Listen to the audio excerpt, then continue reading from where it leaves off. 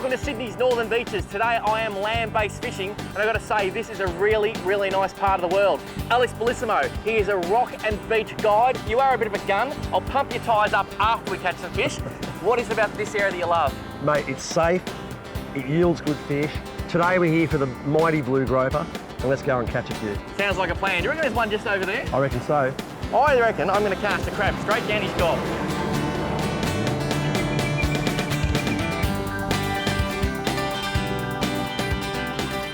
Mate, the tide's running up. Those blue and brown groper are going to be coming up in the shallows, looking for a red crab, and the crab they're going to find is ours. I'd like a blue one, please. I'd like a big brown.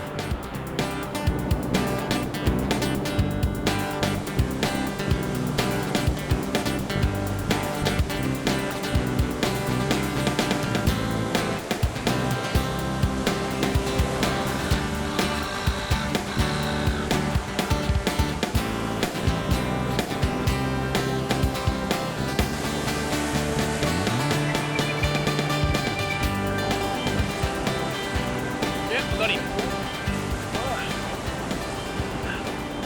Hey, look at him swimming in the gutter there. That was a great tip too, mate, to oh, it's a good fish. It's a good fish. Yeah. Just to back that drag off when he swum off the rock. Yes. I'll just keep moving up this way. Hey! Hey! That's a nice fish, mate. How beautiful is this thing? And we were just discussing a move. We've got a surfing groper. He hit it, he went into the snag. I just give him some loose line, he swum out, and that is a beautiful fish. It's a female. What we're gonna do, because conditions are not perfect, is we're gonna get you guys to come a bit closer and check out this beautiful fish. Good work, mate.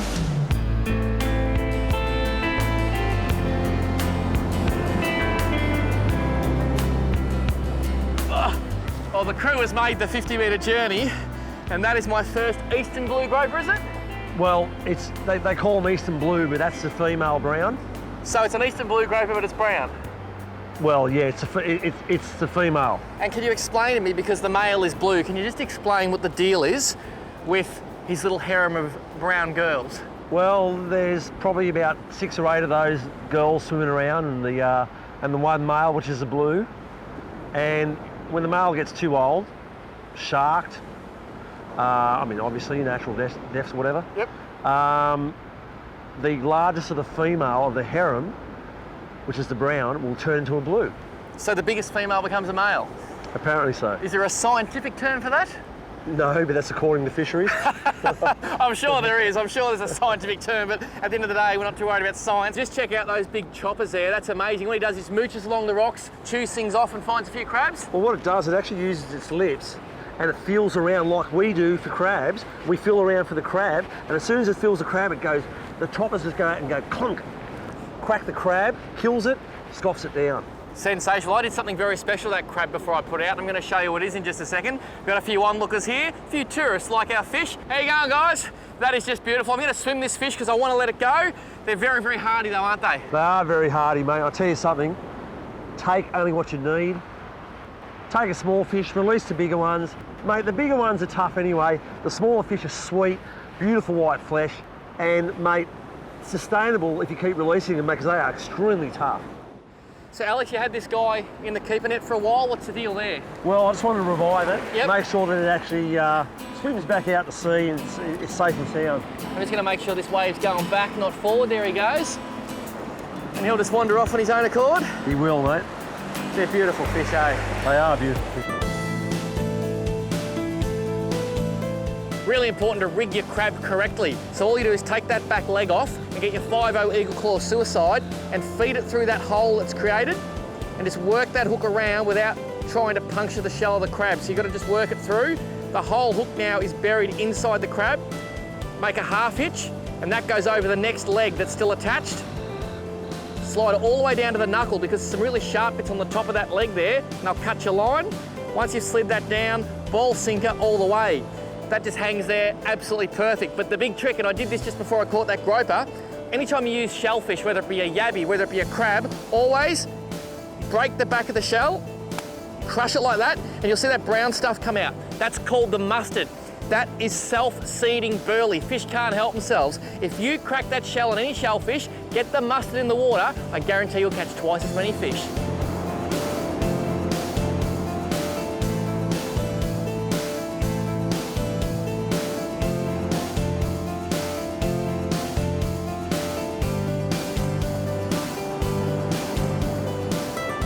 Paul's is going to finish his last drift.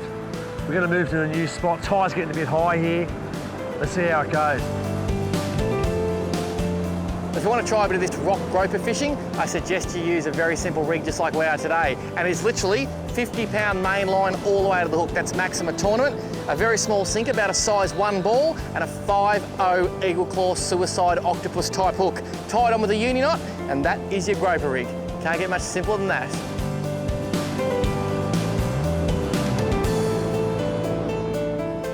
It's really important before you just go out and stand on a rock like that, you assess the situation first. So before Alex went out and fished, we had a good look for 5 minutes and noted there was not a lot of water coming over the rock. Take a look first, it could well save your life.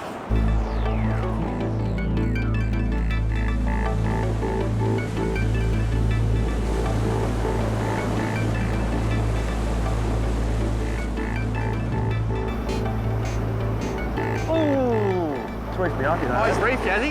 Yeah. He's reefed you, okay, just see if you can get him out. Oh, well done, mate, well done.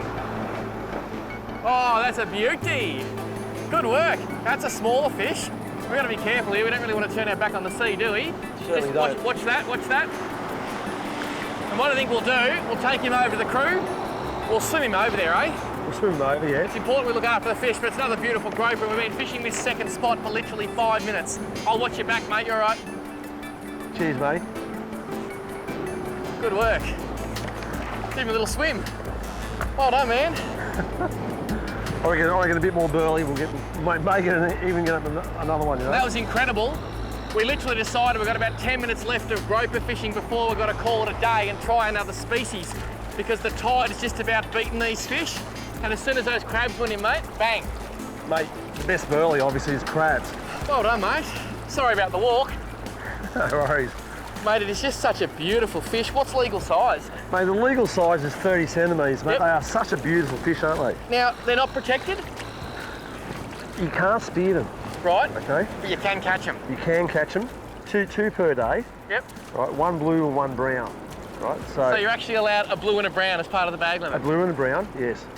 So obviously this one's a female, as we said before, and these things will be just mooching around up and down the coast. And do you reckon all the people living in these high-rises have any idea this fish even exists? Mate, most of them wouldn't have that much idea of how prolific they are. They are one of the most prolific fish on this coast. Really? Absolutely. Now you may remember I was in South Australia a few years ago fishing Wedge Isle and catching monster blue groper. This is actually a different species and it doesn't grow that big, does it? Well, the state record is 16 kilos. And the eastern blue is a lot smaller than the western blue. Yeah, so realistically, if you were lucky enough to get a fish around 8 kilos, that'd be a great groper. It is a good fish. Oh, mate, leave him down there. We'll let him go. How good is this? 5 minutes at this spot, another blue groper, and apparently there's another plan coming up after the groper, maybe. Absolutely, mate. We might even hit it and go for a luderick fish, eh? Oh, the day just gets better and better.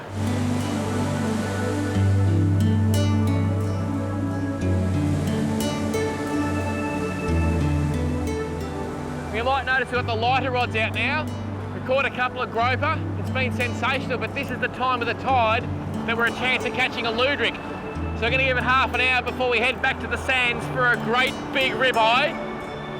And if you think I get excited about groper, you want to see how excited I get about a ribeye. Just watching this float as best I can and waiting for go under. And there's something about float fishing that is just too cool. It's mesmerising, isn't it? It is, mate. It's awesome. I love it. Great for kids too.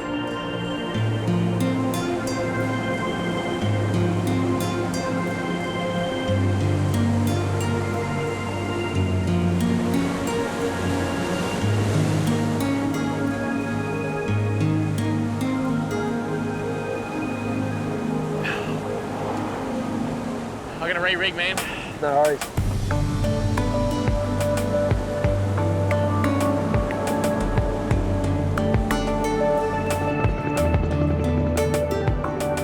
Well, I just got busted off. Not sure if it was a fish or just a rock, but it did pull hard for a little while there.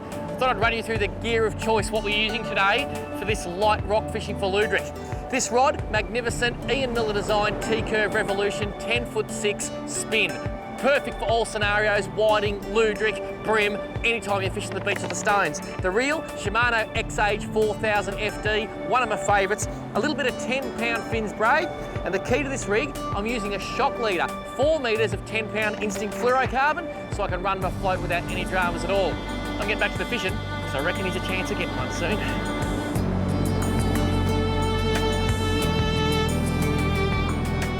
Simple Ludwig rig. Small hook, size 8, 18 inches of leader to a swivel, sinker weight, the suit, and the float which keeps the actual bait suspended. When the float goes under, you strike and you're onto your blackfish. Simple as that.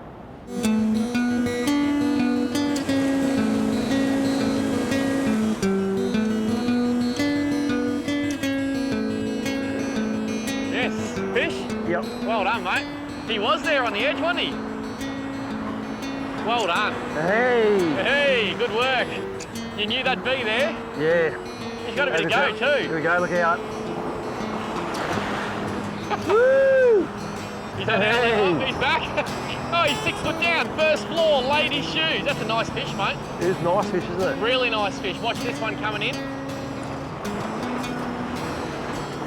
Oh, beautiful fish. Well done, my friend. Oh!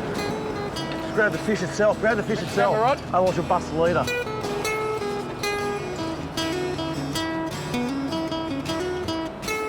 Well done, mate. How good is that? Ludwig in very trying conditions. You bet. Good work. And that was funny because you obviously had it down before. Mate, you've seen it, but I didn't see it. Isn't that amazing? It is, and I just thought to myself, you know what? I think I'm getting a bit delirious. Not at all. I'm the one that's supposed to be watching the float. Oh no! Whoop. And I was not fishing because I got my float stuck on a rock. Challenging conditions. Challenging? Yeah. I think trying is the obvious word. Mate, you've seen the float go down cast before, and I wound up, I was baited. I didn't even see it. This time, it was very distinct down, wasn't it? The float went right under, bang, I was into it. Very distinct, and also a very distinctive fish. This is a Ludwig. It's got 11 stripes from memory. I'll just count 1, 2, 3, 4, 5, 6, 7, 8, 9, 10, 11. Very closely related to a zebrafish, but apparently no relative of the drummer. As far as I know, it's not. But the zebrafish, it is related to that, eh? Now, There you you go. say this thing, and there's a bit of the weed you caught it on. This thing is actually a herbivore, or is it a herbivore that eats a bit of meat sometimes? It's a herbivore. Eats a little bit of meat in the night. Okay, you get them on prawns, you get them on conjavoy, you get them on, you'll even catch them on bread. Good work. Well, Yeah.